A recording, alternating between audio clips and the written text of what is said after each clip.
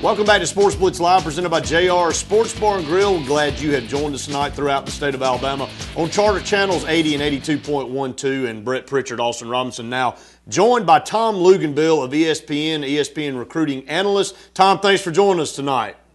Hey, good evening, guys. Good to be here. Tom, I'll tell you what, in the absolute midst of the recruiting season, and it seems like recruiting season, we talked to you several times before on this show, Tom, that recruiting season really never ends in this day and age. And you're very familiar with the Under Armour All-America game that'll be next Wednesday, I believe, January the 5th at 7 p.m. Eastern time at Tropicana Field, where it was last year in St. Petersburg, Florida.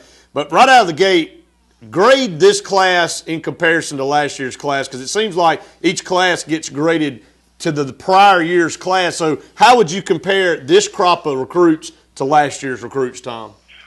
Well, I would probably start off by saying that I think in the offensive and defensive line, this is one of the strongest classes that we have seen over the last 5 years. And, you know, we place a significant premium on offensive linemen, defensive linemen, and quarterbacks, because those are the three positions that don't grow on trees. Everybody wants them. There aren't enough of them. And the ones that are great can truly be the difference in your roster. And if you look at our ESPN U150, our overall top players, you know, defensive end Jadeveon Clowney. In fact, if you look at our first 3 to 4 players, they're all on the defensive front or offensive front.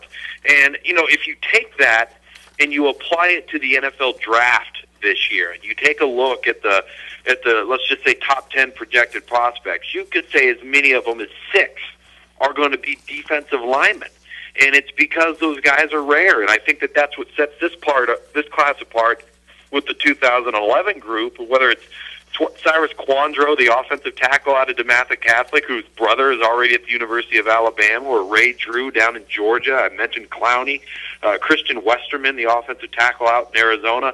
So there's just so many good players in the front on both sides of the football. And I think that's what separates this class maybe somewhat from classes in the past. Well, Tom, as you talk about that, Austin and I have a list here of several players that are playing in the game next week, and it is headlined and dominated by a lot of defensive and offensive linemen. Several of those you've already mentioned. A couple, Gabe Wright, Leal Collins, Christian Westerman, and Thomas O'Reilly. Let's start with Christian Westerman, a young man that's committed to Texas, a verbal commitment, but has made several trips to Auburn, made an official visit to Auburn, and really seems to like the Auburn Tigers. Any word on his commitment to Texas? Is it pretty firm?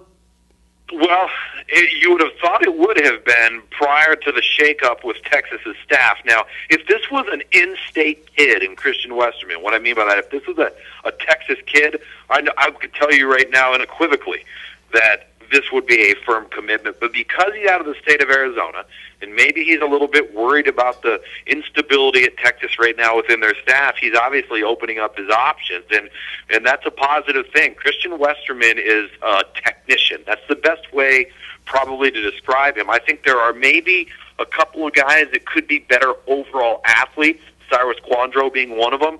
But as far as being college ready, being a guy that's got all the physical dimensions that you want, but also knows how to play the game, knows how to work his feet, knows how to use his hands, all those sorts of things, that makes him a college-ready guy. And because Auburn, within their 2 deep and 3 deep for that matter, is in dire need of offensive linemen, and I've had conversations with Jeff Grimes, their offensive line coach at Auburn, and he knows that's where they're a little lean right now. This is a priority guy for them down the stretch. And you know what, guys? Here's the thing to always remember is recruiting's a marathon. It's not a sprint. And that's why signing day is in February. We don't have an early signing day. So anytime anybody verbally commits early, that doesn't mean that the fat lady is sung. That just means that that's how the kid feels about it right now. Good point there, Tom. And Austin, you got several you want to talk about. Well, you know, you're talking about offensive, defensive linemen. I know on offensive line perspective, you know, this state with Auburn and Alabama has arguably the two best centers in the country going there. Reese Dismukes, who we had the pleasure of calling from Spanish Fort, who absolutely took the game over in the 5A state championship in the state of Alabama at a center position, which is so rare at the high school level. He really took that game over for Spanish Fort, getting the first state championship. And also Ryan Kelly, the kid from out of Ohio that's going to be coming to the University of Alabama at the center position. But they're both committed. The question I have is on the defensive line. And the Clowney kid out of South Carolina, I don't think I've seen a defensive lineman that's been this clear cut ahead of everybody else in the class since maybe Daquan Bowers was close. Of course, the kid from Clemson. Right. But what about Xavier Dixon and Jadeveon Clowney? Where do you see them heading? Well, with Jadeveon Clowney, I think it's going to come down to South Carolina or Alabama. Those two teams seem to be in the running down the stretch neck and neck. I think that Florida State could be a team that's in the mix there. Maybe it could be a surprise team that sneaks up on folks with him. As far as Dixon's concerned, I think he's a little bit more wide open. An explosive pass rusher, Dixon certainly is. But Clowney, guys, this guy is maybe one of those players that is a 1 in every 10 years type of guy. And he's a rare player, and I don't say an awful lot. And we did say this about Daquan Bowers, and fortunately for us, it's going to end up being true. Is we felt Daquan Bowers when he came out was going to be a 3-and-out first rounder. That means he'd play 3 years and he'd be gone. Now it's looking like he might be a top 3 overall pick.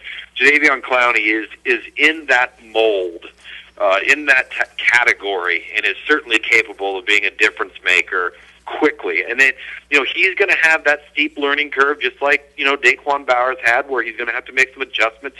He's going to have to work harder. He's going to have to learn some moves and some counter moves and some things because it's not going to be as easy. So how quickly he adjusts to that learning curve will ultimately determine just how dominant he becomes and how quickly it happens for him. But as far as overall talent level, Jadeveon Clowney may be the best overall athletic prospect we've seen in the last 5 years. We've got Tom Luginbill on the phone with us from ESPN. Tom, I want to go in a different direction for just a second, and we'll come back and talk about some more of these players. And you mentioned a school in Florida State that might sneak up and be in the mix for Jadeveon Clowney. Talk about how Auburn and Alabama and Georgia and LSU and even Florida and Miami, for that matter, have really been able to kind of not have Florida State in the mix over the past few years with Bobby Bowden and kind of some situations where their coaching staff, now that Jimbo Fisher is in there headstrong, you're starting to see Florida State become a force again in recruiting. And, fortunately for other teams in this area, they haven't had to deal with Florida State like they had when Bobby Bowden was in his prime. But now Florida State seems to be rising back to where they once were.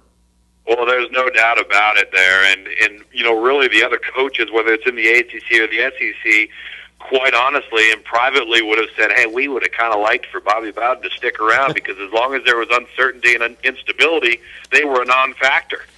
And now all of a sudden, with the stability now within the staff, a cohesive unit, kids knowing who's going to be coaching them, that knowing that at least, when they get to campus, the guy that recruited them is going to be on the staff, that has paid huge, huge dividends. And I think really, what Jimbo Fisher has done maybe is more than anything else is he's been a grinder. I mean, he's hit the pavement running. He's gotten guys that know how to grind. He's gotten guys that have been proven to be successful on the recruiting trail, and not just with the obvious easy guys. I mean, it's guys we can turn on the tape and spend 3 or 4 plays watching a guy and see if he's a no-brainer. But finding guys like an Eddie Grant, who has always been the type of coach, that goes and sees a guy and is able to project 3 to 4 years down the road and say, this guy may not be what we want right now, but he's going to be in 2 years or he's going to be in 3 years. And, that's a very unique trait in this profession. And so I think that, Jimbo Fisher has done a nice job putting together a blend of those guys that have a nice eye for projecting forward and those guys that just grind and pound the pavement. And when you've got the resources Florida State has, you've got the right man at the head position, and you've got stability once again within your program and staff, then obviously you're going to start seeing some positives, and I think we're now seeing the fruits of their labor. Well, Tom, I got one more question, about as it relates to Alabama and Auburn. Alabama, I believe, is right now at 20 commits. They're going to have some number problems, a very small senior class for Alabama. but they're also in the hunt for the big names. I mean, the Cyrus Quandro, who's arguably the best offensive tackle. We mentioned Clowney. We mentioned Crawl, who's the running back, who's arguably number one running back in the country. Where do you see Alabama finishing up in that top 5, top 10? And also Auburn, playing in the national championship, but they're currently at, I believe, 14th or 15th in the ranking, somewhere along there, but they also only have 14 commits. Where do you see Auburn and Alabama finishing up as far as the ESPN rankings? Well, I think that Alabama, as they believe right now at number 2, they're going to continue to be a top 5 class overall. There's no doubt about it. And, you mentioned the numbers. That's something that will all end up being everybody oversigns. Everybody knows that they go with numbers that they probably can't take. But here's the thing that fans need to realize. It's untrue that you can't sign more than 28. That's actually false. You can sign more than 28. You can't have more than 28 enroll in August. And so it gives you some time between signing day and August to figure out how you're going to work the numbers and make it all work. I think Alabama will end up being just fine. Auburn, in my opinion, has the most ground to gain with prospects that are out there, guys like a Tony Stewart, a linebacker that we think could be a potential difference maker. There's going to be some guys left out there that they're hot on the trail of, that they could really make a push and make a jump. And, everybody always asks me, well, is a national title appearance or a possible national championship win going to pay huge dividends? Yeah, I think that it can, but it doesn't happen until the following year, because most of the class that you have committed to you was committed before Auburn got to this point. So really, you're only going to be looking at maybe a quarter of your class or less than a quarter of your class that will be affected by this national championship run. And that will be the class that you'll be able to say, hey, this made a difference with these guys, but not the class as a whole. I think you'll see that going forward for the 2012 class. Well, Tom, a couple more things, and again, good stuff there. Of course, everybody here in this state interested in your comments on Alabama and Auburn. One guy that Auburn is looking to get at the quarterback position in Kyle Frazier from Springdale, Arkansas, with the possible leaving of Cam Newton, obviously with his draft status continuing to rise as the season went on, and with the Heisman Trophy and all that, a lot of focus has been placed on Kyle Frazier. Frazier, a guy from the high school where Gus Malzahn coached, and very familiar with that. Wanting to be part of that Gus Malzahn offense, I thought that was huge that Malzahn was able to be roped back in by Auburn and to stay as offensive coordinator. What is your take on Kyle Frazier? Well, Kyle Frazier not only plays at a school that Gus Malzahn coached at, he plays for a guy that not only played for Gus Malzahn, but also coached under Gus Malzahn. So the transition, schematically, will not be all that steep, will not be all that different from what he's been experiencing at the high school level on the offensive side of it. Now, defensively, of course, he's going to see a lot of things he's never seen before, and that's going to be part of the learning curve.